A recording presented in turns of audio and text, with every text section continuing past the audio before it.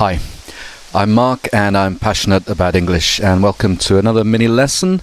These daily mini lessons will be finishing at the end of August, and then I'll just put things on Facebook and YouTube occasionally because I've got to concentrate on the courses which will be available through the website passionateboutenglish.com.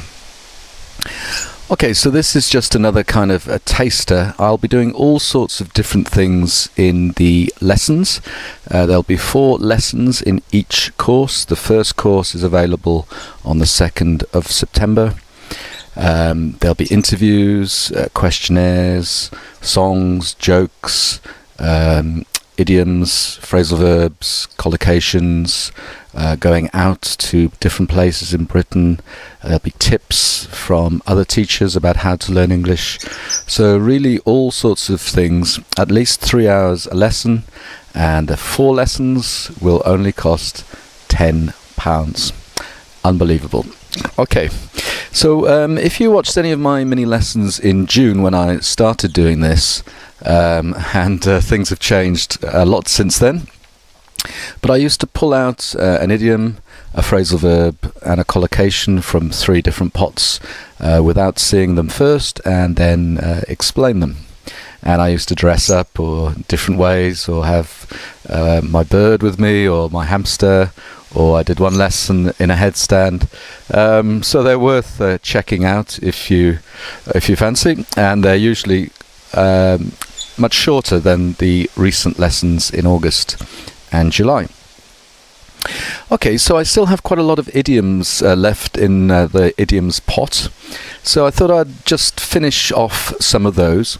But before I do, I thought I would show you this book. There's lots of books you can get, of course, to learn English, and this is one called Idioms Organizer, and it's one I've used a lot when I was teaching English. And it's in different topics, colours, the weather, all kinds of sailing, fishing. As you'll see in my mini lessons in the past, they're usually grouped together. Or horse. I did a lesson with 2 horses and explained I could eat a horse, horsing around, and so on. Okay, but actually I just want to read you a little bit from the book. What is an idiom? An idiom is an expression with the following features. It is fixed and is recognized by native English speakers. You cannot make up your own. It uses language in a non-literal or metaphorical way. So, for example, I'm up to my eyes in work at the moment. I think we've had that one. It means I'm very, very busy. At the meeting, I felt a bit out of my depth. Okay, we've had that one too. It's like it was difficult for me because I wasn't able to follow the meeting, or everyone knew more than me, or for some reason. Oh, here's one I haven't done yet. I was over the moon when I heard she'd had twins. I don't think we've had it. Over the moon means really, really pleased, really, really happy. This one we have had. It broke my mother's heart to see her home burn to the ground.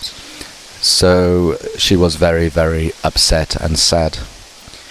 If you are up to your eyes, you are very busy. If you are out of your depth, you might be in the sea, but you are more likely to be in a situation which you do not understand for some reason.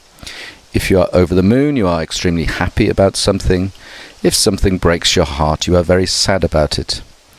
In these examples, it is clear that the idiom is a whole expression.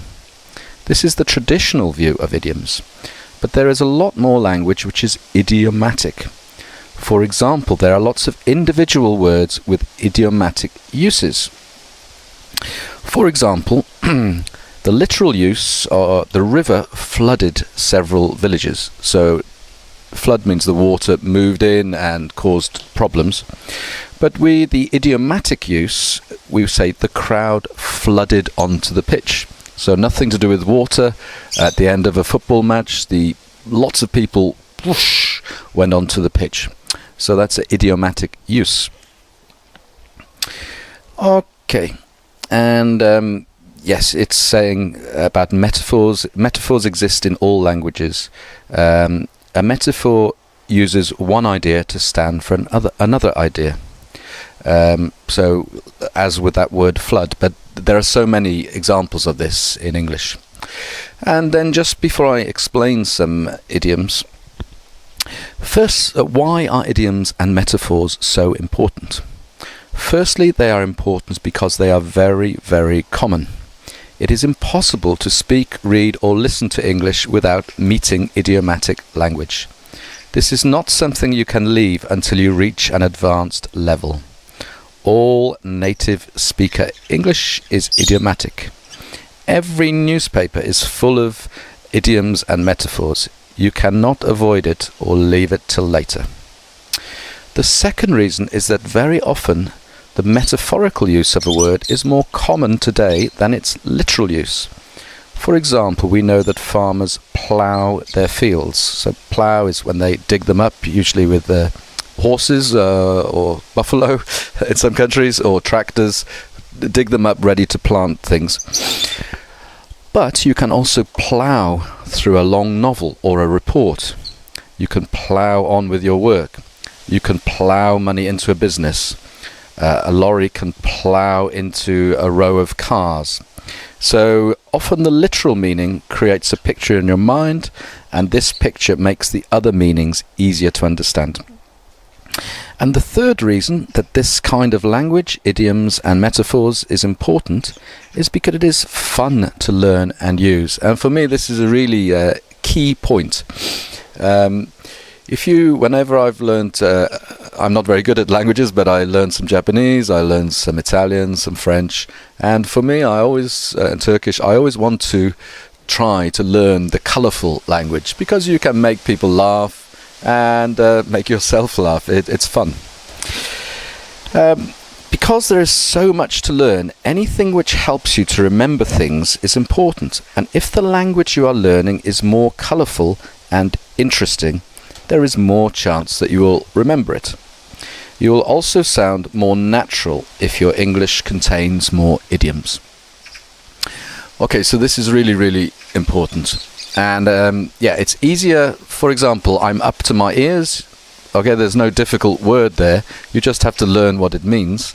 And is much easier than learning a word, I don't know, systematic or something. So, and probably a lot more useful.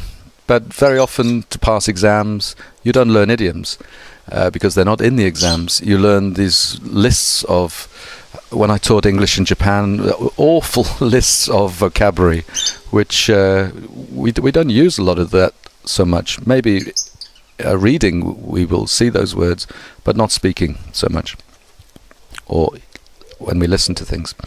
Okay, so what I'm going to do is just go through a few idioms, but rather than tell you them first, I will explain them. So if you are if you're a very good speaker of English, or you might know some anyway, some of that easy, or if you are a native English speaker, you should be able to get them from my explanation.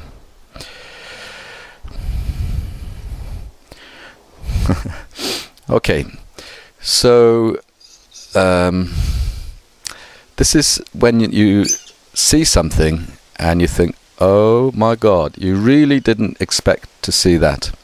So I don't know if you've seen any mini lessons with my baby seagull in, but let's say this morning I come out into the garden and she suddenly takes off and flies high in the sky, and I tell somebody I couldn't I nearly told you then. I couldn't all right, it's I couldn't believe my eyes. Okay, it was unbelievable what I saw. I've got to remember not to say it. That's not so easy. Okay, so I've got she, but it could be he. If someone doesn't keep anything inside or secrets, or they're just honest and Yeah, there's nothing complicated or difficult about them. We would say she's an or she's an open okay, she's an open book. Okay, so there's nothing closed, nothing hidden, no secrets, not complicated. Alright, let's find another one. Okay, so this is, we often use this to describe somebody who asks a lot of questions, especially personal questions. So maybe you go to a party or you're sitting on a bus and somebody says, oh, where are you from? What do you do? Have you got a boyfriend? Are you married? Why aren't you married? Etc. Just lots and lots of questions. So what do we call this person? Okay, and I'll give you a clue. Okay, it's a nosy Parker. All right.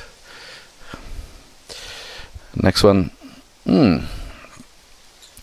Okay, so my plan was to go to Greece in September, but well, I think I still will go to Greece, but I'm not so sure. So I'm thinking about it. So I could say I'm having okay, I'm having second thoughts. Okay, means I'm reconsidering. Very common. Okay, and I could use this similar. And then I say, okay, it comes to September, and I say, okay, I'm going to drive to Greece like I did last year, get the ferry from Italy. And somebody says, yeah, well, where are you going to, you're going to go this way, you're going to go that, how long are you going to stay? And I say, well, I'm not sure. I'm going to play it. Okay, but the whole idiom is play it. Easy for a native speaker. It's play it by ear. Okay, it's you just decide when you are doing it. You don't make big plans before. You might have some loose plan, but not fixed. Okay, if let's have a think here. To give an example. Okay, I'm getting distracted by Louisa, who's trying to fly again, and she's getting better and better. So let's say, well, it actually means definitely not. No way. So maybe my friend is going on holiday and says, could you look after my 3 dogs? And I don't really like dogs so much, but especially in my flat and with my baby seagull, and I got some other birds. So I say, no way, over. Okay, the expression is over my dead body. It means definitely not.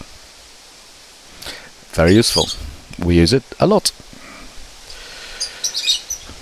Okay, I'm not going to do that one now because that's a good one to finish with if I can get through the others.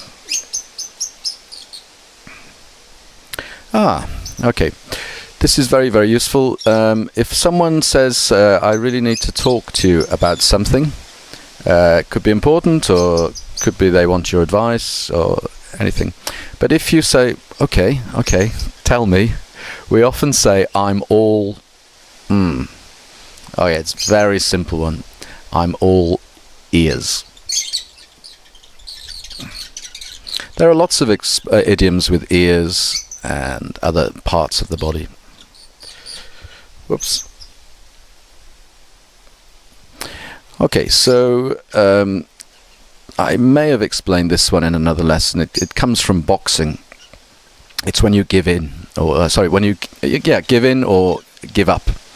So maybe you start doing these mini lessons and you are too much of a beginner, so you really find them difficult, and then after a while you say, that's it, I've had enough. They are too difficult for me. So we would say you throw in the Okay, it's to throw in the towel. Very useful.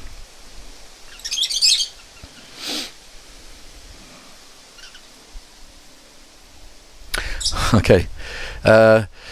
Somebody comes to me and says, Mark, I see you've got your website going, you've got these mini lessons going up on Facebook and YouTube. How did you learn all that? And actually in the beginning I did find it quite, well, two words I want to use, which are perhaps a bit difficult for you. Overwhelming. Overwhelming is like, oh, so much, or daunting, which means, oh, that's really difficult, I'm scared of learning all that.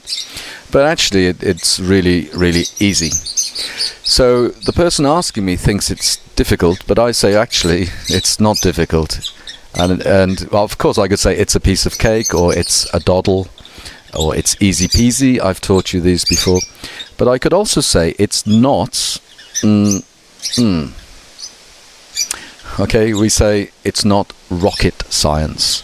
Okay, it's really, again, very, very common. I'm sure if you watch a bit of TV in English tonight, or a movie, you will hear some of these straight away. Okay, we had over the moon. Okay, so this one has moon in it too. It means you don't do it very often. So, for example, tennis. I play a lot of racquetball, but I very rarely play tennis, or I occasionally play tennis. Maybe I played once this year, I think. So we could say, I gave you the last word in the expression, moon. So we say moon. Okay, a native speaker would get that immediately. It's once in a blue moon. But it doesn't actually mean once, it just means not very often at all. Or, okay, I'm just trying to think of something I eat once in a blue moon. I can't think. Oh, I go for a Thai meal once in a blue moon. So not very often. Okay, this is very, very useful, but a little bit difficult for me to explain, probably. Okay, yeah. If I teach you some idioms and I say there's a lot more to learn, or there's going to be a lot more in the courses. So let's say all I did in the mini lessons was teach idioms, but that would be a bit stupid, because then you wouldn't know what's going to be in the courses. But just for example, I only teach idioms, and I say this is a very, very small part of what's going to be in the courses. So I could say it's the tip. Okay, again, as soon as I say the word tip, a native English speaker would get it immediately. It's the tip of the iceberg. So an iceberg is the big amount of ice in the sea, and the tip is the little bit showing, because most of it is underwater. So when we talk about the tip of an iceberg, it means just a very small part of the whole. I would look that one up just to be clearer, but it is a very, very useful one. Okay, again, this is quite a lot of idioms. I won't be doing it quite like this in the lesson, in the courses. I'll probably often do it like with an interview. I'll ask somebody some questions and then ask them to explain. But I'll be doing lots of different things, but not quite so much. I just thought it's a good idea to finish these ones in the pot. Okay, let's say I go to Greece and I bump into a friend. So I say, oh, what a surprise. And then very, very often we would say it's a Okay, it's a small world. Okay, so even though you are a long way from home, you still meet somebody you know. It's a small world. Very, very common. Just a few left. Okay, I may have done this one in a lesson before. If I'm in control, okay, I'm the boss of this website, it's my idea. I'm paying people to do the website. So I'm in charge, I'm in control, I ultimately make the decisions, I call the Okay, again, native English speaker would get that. I call the shots. Very useful. You don't need to worry what the shots mean in this case, for example. You just need to learn the whole expression and and what it means. Okay, let's say my mother rings me up, and she doesn't call me very often. We actually email more these days, but she telephones me with some surprising news, and I wasn't expecting her to call me, so she called me out. Okay, I'll give you a clue. It's a colour. It's out of the blue. So it means it was very unexpected. Okay, one more, and then the one I put separate. Okay, this is when you are really, really frightened or scared, and that's one of the words. So, let's say you went to see a horror movie, and afterwards you tell somebody, I was scared to... Okay, it's scared to death. And as I did in a recent mini lesson, you could also say, but a different meaning, of course, I was bored to death. So it means very, very scared to death, or very, very bored to death. Okay, and the one I put here, okay, I saved this to the end because we often use this when we are finishing something or ending something. So let's say I am recording lots of mini lessons today with somebody and they are helping me, and I kind of say, okay, I think that's enough. Let's call it a day. Okay. So there's quite a lot of idioms there. I imagine some you will know, but it's also good to be reminded of these to jog your memory. But also don't think that this is just about learning idioms. You're also getting good listening practice because I'm speaking completely naturally, and I think everything I say should be easy to understand. So yeah, don't think it's just about writing these down and learning them. It's also about getting used to a native English speaker, which of course some of you, maybe you know lots of native English speakers, but some of you maybe never have the chance to really listen to somebody speak English, and especially explain things connected with learning English. So I hope this has been useful for you. Look out for other mini lessons in August, and they're all going to be like a taster of things which will be in the courses starting in September. The first course is available on the 2nd of September. Okay, have a look at the website passionateaboutenglish.com. Thanks for now, and see you in the next mini lesson. Bye.